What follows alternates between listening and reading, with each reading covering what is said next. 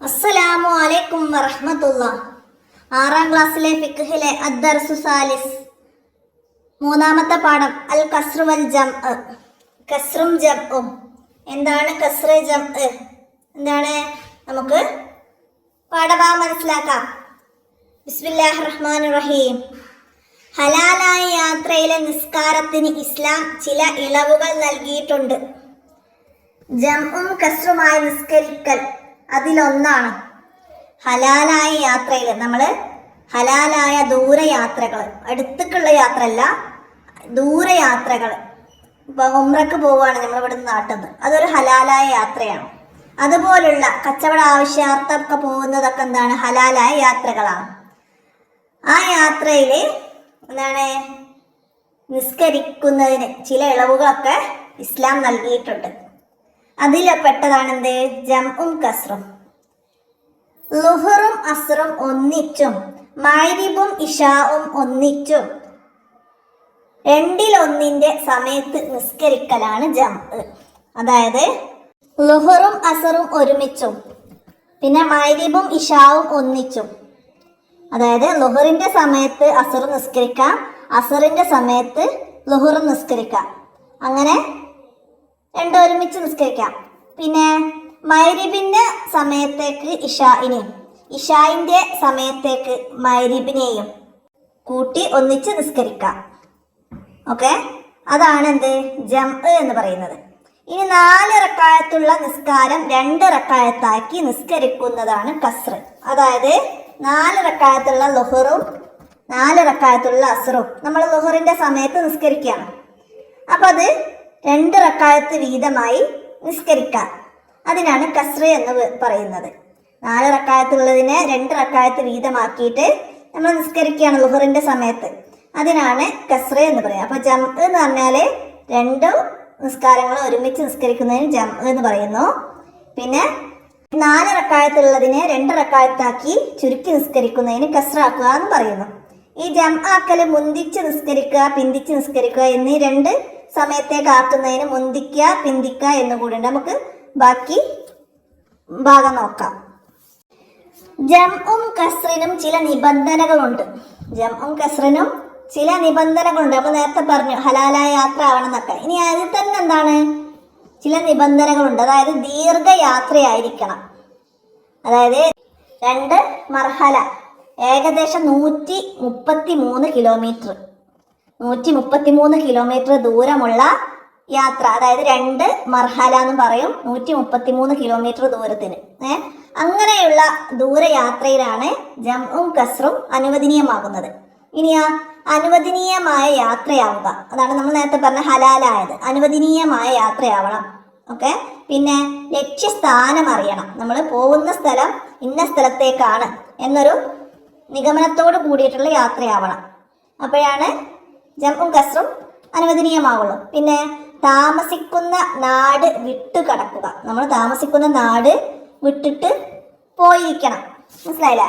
അങ്ങനെയൊക്കെയുള്ള നിബന്ധനകൾ വേണം ഈ ജംഉം കസ്റുമായിട്ട് നിസ്കരിക്കണം. പിന്നെ ഈ കസ്റിൻ്റെ നിബന്ധനകൾ, അതായത് 4 റക്അത്തുള്ളതിനെ 2 റക്അത്താക്കി നിസ്കരിക്കാന്ന് പറഞ്ഞാൽ ആ കസ്റിൻ്റെ നിബന്ധനകൾ എന്തൊക്കെയാണ്? നിയ്യത്തിൽ കസ്റിനെ കരുതുക. അതായത് നിയ്യത്ത് കരുതുമ്പോഴേ കസ്റിനെ കരുതണം. പിന്നെ നിസ്കാരം കഴിയുവോളം യാത്രയിലാവണം. നമ്മളിപ്പോൾ ളുഹറിൻ്റെ സമയം കഴിയുവോളം എന്താണ്? യാത്രയിൽ തന്നെ ആവണം. അപ്പോഴാണ് എന്ത്? കസ്റാക്കി നിസ്കരിക്കാൻ പാടുള്ളൂ. പിന്നെന്താണ്? പൂർത്തിയാക്കി നിസ്കരിക്കുന്നവരോടൊപ്പം തുടരാതിരിക്കുക. 4 റക്അത്താക്കി നിസ്കരിക്കുന്ന ആളുകളോടൊപ്പം തുടരാതിരിക്കണം കസ്റാക്കി നിസ്കരിക്കുന്നവർ. അപ്പം അത് മനസ്സിലാക്കണം. ഇനി ജംഅ് 2 വിധമുണ്ട്. ജംഅ് 2 വിധമുണ്ട്. അപ്പോൾ ഏതൊക്കെയാണ് പ്രധാനപ്പെട്ട ജംഅുകൾ? ഒന്ന് ജംഉ തഖ്ദീം. എന്താണ് ജംഉ തഖ്ദീം പറഞ്ഞാൽ? നമ്മൾ നേരത്തെ പറഞ്ഞു. എന്താണ്? അസ്ർ ളുഹറിൻ്റെയും ഇശാ മഗ്രിബിൻ്റെയും സമയത്തേക്ക് മുന്തിച്ച് നിസ്കരിക്കൽ. അതായത് അസറിന്റെ സമയമായിട്ടില്ല, ഞാൻ ളുഹർ നിസ്കരിക്കുകയാണ്, അപ്പം അതിൻ്റെ കൂടെ അസർ നിസ്കരിക്കുക. പിന്നെ ഇശായുടെ സമയമായിട്ടില്ല, അപ്പം അതിൻ്റെ മഗ്രിബിൻ്റെ കൂടെ ഞാൻ എന്താണ്? ഇശാവും മുന്നേ നിസ്കരിക്കുകയാണ്. മുന്നേ നിസ്കരിക്കുന്നതിന്, സമയമാവാതെ ആ നിസ്കാരം മുന്നേ നിസ്കരിക്കുന്നതിനാണ് മുന്തിച്ച് നിസ്കരിക്കുക എന്നറിയാം. അതിനാണ് ജംഉ തഖ്ദീം എന്ന് പറയുന്നത്. അസർ ളുഹറിന്റെയും ഇശാ മഗ്രിബിന്റെയും സമയത്തേക്ക് മുന്തിച്ച് നിസ്കരിക്കലാണ് ജംഉ തഖ്ദീം. പേര് മനസ്സിലാക്കി വെക്കണം, മറന്നു പോകരുത് കേട്ടോ. മുന്നേ ചെയ്യുന്നതിനാണ് ജംഉ തഖ്ദീം. ആ ജംഉ തഖ്ദീമിന്റെ നിബന്ധനകൾ എന്തൊക്കെയാണ്? ആദ്യ നിസ്കാരം കൊണ്ട് തുടങ്ങുക, അതായത് ആദ്യം ളുഹർ കൊണ്ട് തുടങ്ങണം.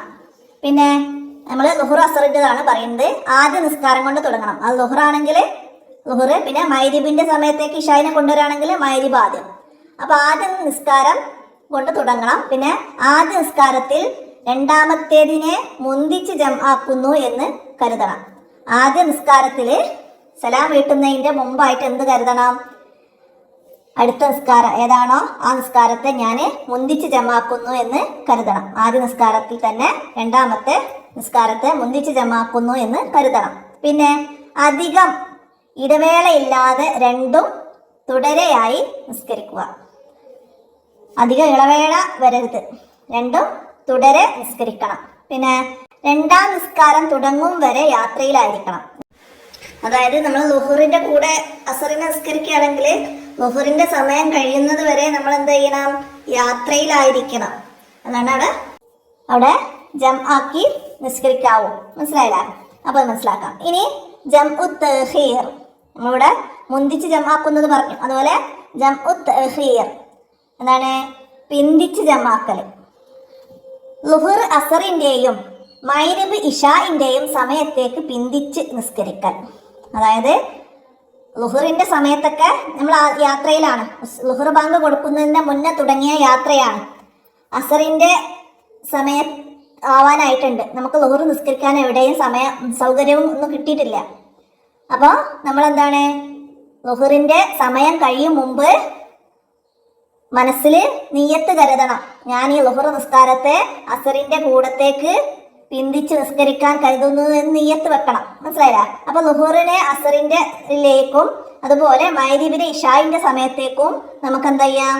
പിന്നീട് നിസ്കരിക്കാം. അതിനാണ് എന്ത്? പിന്തിച്ച് ജമാക്കുക. ശേഷമുള്ള നിസ്കാരത്തിലേക്ക് മുന്നത്തെ നിസ്കാരം നിസ്കരിക്കുന്നതിനാണ് പിന്തിച്ച് ജമാക്കുക. അപ്പൊ ഞാൻ പറയുന്നതൊക്കെ മനസ്സിലാകുന്നുണ്ട് എന്ന് കരുതുന്നു. ഓക്കെ. അപ്പോൾ പിന്നെ നിസ്കരിക്കുന്നതിന്, കഴിഞ്ഞു പോയ നിസ്കാരം പിന്നത്തെ നിസ്കാരത്തിന്റെ കൂടെ നിസ്കരിക്കുന്നതിനാണ് പിന്തിച്ച് നിസ്കരിക്കൽ എന്ന് പറയുന്നു. ഇതിനാണ് ജംഉ തഖീർ എന്ന് പറയുന്നത്. ജംഉ തഖീറിന്റെ നിബന്ധനകൾ. ജംഉ തഖീർ അങ്ങനെ പിന്തിച്ച് ജമാക്കുകയാണെങ്കിൽ എന്താണ്? ആദ്യ നിസ്കാരത്തിന്റെ സമയം കഴിയും മുമ്പ് ജംആക്കുന്നു എന്ന് കരുതണം. അതായത് ഞാൻ ളുഹർ നിസ്കാരത്തെ അസറിലേക്ക് കരുതിയതാണ്. അപ്പൊ ആ ളുഹറിന്റെ സമയം കഴിയുന്നതിന് മുമ്പ് നമ്മൾ ജംആക്കുന്നു എന്ന് കരുതണം. മനസ്സിൽ നിയ്യത്ത് വേണം. പിന്നെ രണ്ട് നിസ്കാരവും പൂർത്തിയാവും വരെ എന്താണ്? യാത്രയിലാവുക. ആ ളുഹറും അസറും ഒരുമിച്ച് നിസ്കരിക്കുമ്പോഴും പിന്നെ മഗ്രിബും ഇശാവും ഒരുമിച്ച് നിസ്കരിക്കുന്ന സമയത്ത് എന്താണ്? ആ മുന്നത്തെ നിസ്കാരം കഴിയുന്നത് വരെ നമ്മൾ എന്തായിരിക്കണം? യാത്രയിലായിരിക്കണം. അതാണ് രണ്ട് നിസ്കാരവും. അതായത് ളുഹറിനെ അസർക്കാവുമ്പോൾ ളുഹറിന്റെ സമയം മുഴുവൻ യാത്രയിലായിരിക്കണം. മഗ്രിബിനെ ഇശാഇന്റെ സമയത്തേക്ക് ആക്കുമ്പോൾ മഗ്രിബിന്റെ സമയത്ത് മുഴുവൻ നമ്മൾ യാത്രയിലായിരിക്കണം. അതാണ് അവിടെ മനസ്സിലാക്കേണ്ടത്. അപ്പൊ ഇത്രയാണ് നമുക്ക് ഈ പാഠഭാഗത്തിൽ കസ്റും ജംഉം മനസ്സിലാക്കാനുള്ളത്. ഇനി നമുക്ക് ഇതിന്റെ തദ്രിബാത്ത് നോക്കാം. ഒന്നാമത്തെ ചോദ്യം, ജംഉം കസ്റുമായി നിസ്കരിക്കുന്നതിന്റെ നിബന്ധനകൾ ഏതെല്ലാം? നമ്മളവിടെ പറഞ്ഞിരുന്നു അല്ലെ? എന്താണ്? ദീർഘയാത്രയിലായിരിക്കുക, അതായത് 2 മർഹല അല്ലെങ്കിൽ 133 കിലോമീറ്റർ ദൂരമുള്ള യാത്ര. പിന്നെ അനുവദനീയമായ യാത്രയാവണം, ലക്ഷ്യസ്ഥാനം അറിയണം, താമസിക്കുന്ന നാട് വിട്ടുകിടക്കണം. ഇതാണ് ജംഉം കസ്റും നിസ്കരിക്കുന്നതിന്റെ നിബന്ധനകൾ. ഇനി ജംഉ തഖീറിന്റെ നിബന്ധനകൾ നമ്മളിതൊക്കെ ഓർഡറിൽ പഠിച്ചിട്ടുണ്ട്. അപ്പൊ അത് പാഠഭാഗത്തിൽ നോക്കിയിട്ട് കറക്റ്റ് ആക്കിയിട്ട് മനസ്സിലാക്കി എഴുതാം. ജംഉ തഖീർ എന്താണ്? ആദ്യ നിസ്കാരത്തിന്റെ സമയം കഴിയും മുമ്പ് ജംആക്കുന്നു എന്ന് കരുതണം. അതായത് പിന്തിച്ച് ജംആക്കുന്നതിനാണ്. മനസ്സിലായില്ല? പിന്നെ രണ്ട് നിസ്കാരവും പൂർത്തിയാവും വരെ യാത്രയിലായിരിക്കണം. ഇതാണ് പിന്തിച്ച് ജംആക്കുമ്പോഴുള്ള നിബന്ധനകൾ, ജംഉ തഖീർ. പിന്നെ അടുത്ത ഇനി ശരിയും തെറ്റടയാളപ്പെടുത്തണം. ളുഹർ അസർ എന്നിവയും മഗ്രിബ് ഇശാ എന്നിവയും ജംഉ ചെയ്യാം. രണ്ടും ഒരുമിച്ച് നിസ്കരിക്കാം. അത് ശരിയാണ്. ളുഹറും അസറും മഗ്രിബും ഇശാവും എന്നിവ ജംഉ ചെയ്യാം. എന്നാൽ അസറും മഗ്രിബോ പിന്തിച്ച് ജമാക്കാനോ മുന്തിച്ച് ജമാക്കാനോ ഒന്നും പറ്റൂല. അസറും മഗ്രിബും ഒന്നും. അപ്പൊ അത് മനസ്സിലാക്കണം. ഇവിടെ വന്നത് ഇപ്പോൾ അത് ശരിയാണ്. നമുക്ക് ശരിയാക്കപ്പെടുത്താം. അടുത്തതാ, കസ്റാക്കാൻ നിസ്കാരത്തിനിടയിൽ കരുതിയാൽ മതി. കസ്റാക്കാൻ നിസ്കാരത്തിനിടയിൽ കരുതിയാൽ മതി. അത് തെറ്റാണ്. കസ്റാക്കാനെ നമ്മൾ ആദ്യം നിയ്യത്തിൽ കരുതണം. കസ്റാക്കുന്നു എന്ന് നിയ്യത്തിൽ കരുതണം. അപ്പം അത് അവിടെ തെറ്റാണ്, മനസ്സിലാക്കാം. ഇനിയോ എല്ലാ നിസ്കാരവും കസ്റാക്കാം.